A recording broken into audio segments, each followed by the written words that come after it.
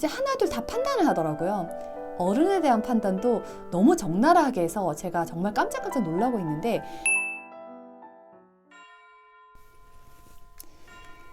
오늘은 좀 여러분들과 약간 생각을 하게 하는 가치 있는 이야기를 나눠보고자 합니다. 제가 최근에 중앙일보를 보다가 백성호의 현문우답이라는 코너가 있어요. 거기에 제가 정말 존경하고 좋아하는 두 분이 자녀 교육에 대한 인터뷰한 게 있더라고요. 그중 한 분은 바로 이 책을 제가 한번 소개한 적이 있는데 김영석 교수님의 책이고, 그리고 또 다른 한 분은 바로 최재천 교수이십니다. 이 두 분을 제가 존경하는 여러 이유가 있는데, 먼저는 김영석 교수님 같은 경우에는 연세대 철학과 명예교수이시고 강의를 여전히 하고 계신데, 제가 이 책 볼 때만 해도 99세 철학자라고 여기 딱 써 있거든요. 근데 지금 102세가 되셨더라고요.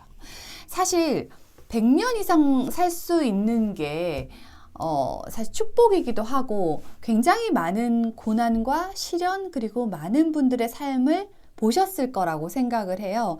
그래서 여전히 이제 집필 활동도 보니까 신간도 찾아보니까 계속 나오고 있더라고요. 정말 대단하신 분이다라고 생각했는데, 이분이 부모는 아이의 자유를 소중히 여겨야 된다라는 걸 핵심적으로 얘기하셨더라고요.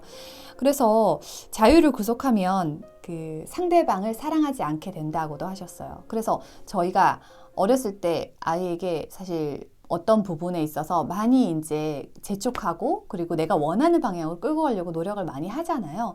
근데 저 역시도 부모 세대가 가부장적이었기 때문에 제가 배워온 내용들도 그러한 것 같다는 생각을 했어요. 그래서 제 생각을 아이한테 전달함에 있어서도 그걸 권위라고 해야 될지 강요라고 해야 될지 어떤 단어가 맞을지 모르겠지만, 제 말과 좀 다른 어떤 생각들을 종종 차단하게 되는 것 같고, 그리고 이건 아니니까 이렇게 해라고 하는 적이 많았던 것 같아요. 그래서 그걸 좀 반성하게 됐고, 자유는 결국은 아이에게 선택권을 주는 거라고 했어요. 그래서 자유를 주면 아이는 이제 자신의 삶을 헤쳐갈 수 있는 마음의 근육을 얻는다라고 했는데, 그래서 아이의 자유를 굉장히 소중히 여겨라.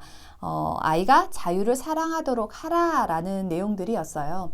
그래서 제가 이분의 얘기를 이렇게 읽으면서 여러 생각을 하게 됐어요. 이번 책을 보면서도 사실은 느꼈던 부분이고, 다른 사람을 일단은 구속하지 않고, 그리고 이제 흐름에 약간 맡기고, 그리고 삶을 온전히 감사하게 받아들이고, 이분 마인드가 약간 그랬거든요.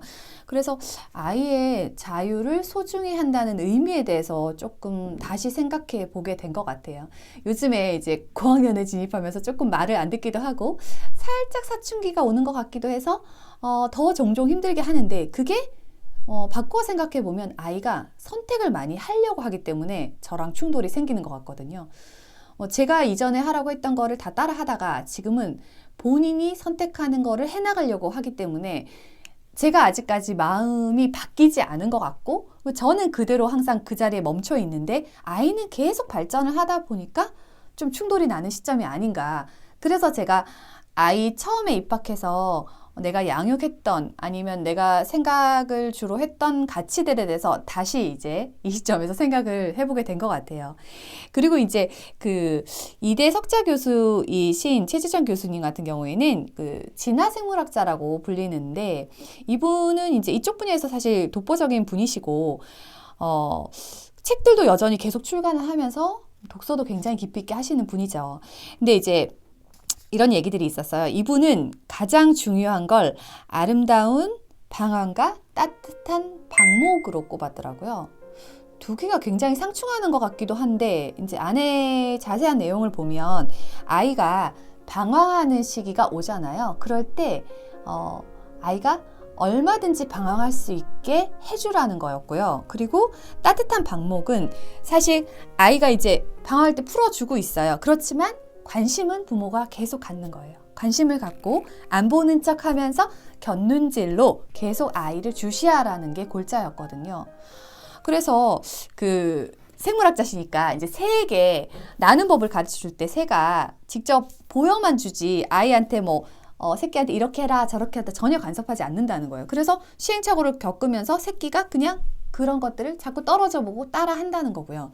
침팬지를 예를 들었는데 침팬지는 재밌었던 게 침팬지가 견과류를 먹으려고 돌에다가 이렇게 올려놓고 이걸 까잖아요. 그걸 하는데 새끼가 이렇게 해보다 보니까 처음에 까는 돌이 그냥 뾰족한 거 갖다 놓고 하니까 도망가고 안 돼. 그 다음에 평평한 걸 갖다 놓고 이제 까는 것도 어떤 돌을 사용하는 따라서 까는 게 달라지는 시행착오를 겪고 가는 거죠. 그래서 동물도 마찬가지인데 사람도 아이를 지켜봐 줘야 하는데 저희는 이런 시행착오를 겪지 않게 아이에게 모든 울타리를 미리 쳐주고 그리고 아이가 실패의 경험이 없도록 미리 알아봐주고 미리 알려주고 저희 세대는 그렇게 사실 많이 하고 있는 것 같아요. 부모 세대 때는 저희를 사실 오히려 이런 방향으로 좀 놔뒀는데 저희는 지금 아이들에게 그렇게 하고 있는가? 오히려 굉장히 많은 간섭을 하고 있지 않은가? 이런 생각을 해봤고, 그래서 많이 실수하고 시행착오를 겪고, 고통을 계속 겪음으로 인해서 이 고통이 아이에게 온전히 지식이 될 수 있도록 하라라는 그 의미 있는 이야기들을 남겨주셨더라고요.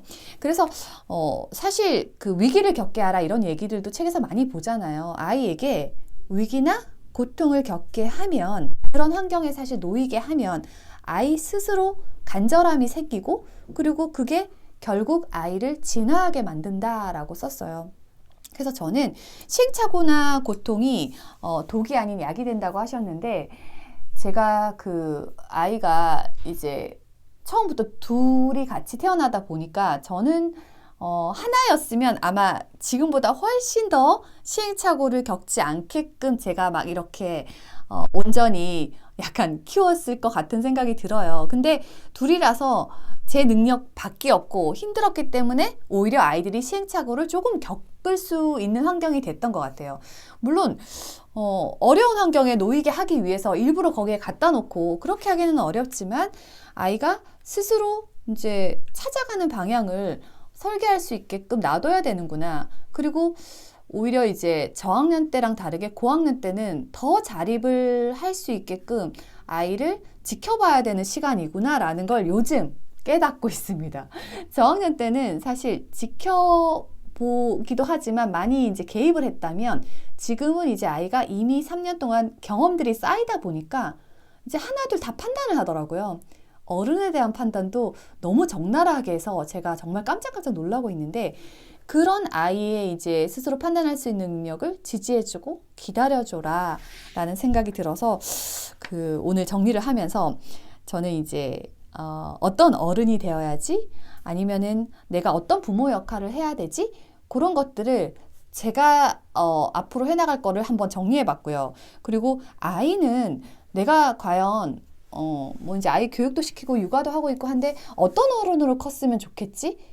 저도 어렸을 때 정확하게 내가 어떤 어른이 되어야지라는 게 없었고 그리고 아이를 키우면서도 내가 우리 아이는 이런 어른이 됐으면 좋겠다라는 생각이 그전에는 별로 없었거든요. 막연하게만 있었지 정확하게 이런 아이로 키워야겠다라는 게 없었는데 이번에 이제 이 글들을 읽으면서 좀 차분하게 정리를 했어요. 저는 사실 세 가지를 정리하면서 아이는 남을 배려할 줄 아는 어른, 그리고 자신의 책임을 다하는 어른, 그리고 사회에 기여할 수 있는 어른으로 키워야겠다라고 정리를 하고 이런 어른이 되도록 계속 방향을 잡아가야겠다라고 생각했고요. 저의 역할은 아이에게 격려, 그리고 자립, 그리고 마지막으로 모범을 보이자라고 나름 키워드로 정리를 해봤습니다. 그래서 이 시대에 사실 지성인 또는 이제 저희가 생각하는 굉장히 존경할 만한 분들의 자녀 교육법을 이렇게 들으면서 아이에게 당장 내가 하나 더 이렇게 주는 거를 생각하지 말고 장기적으로 아이에게 어떤 가치를 줄 것인가 그게 내가 정립이 되어 있으면 그런 가치 쪽으로 아이를 끌어갈 수 있잖아요. 그걸 오늘 좀 여러분들도 함께 생각해 보셨으면 좋겠고 내 아이에게 해주고 싶은 가치나 미래의 계획들을 세워볼 수 있는 시간을 가져봤으면 좋겠습니다.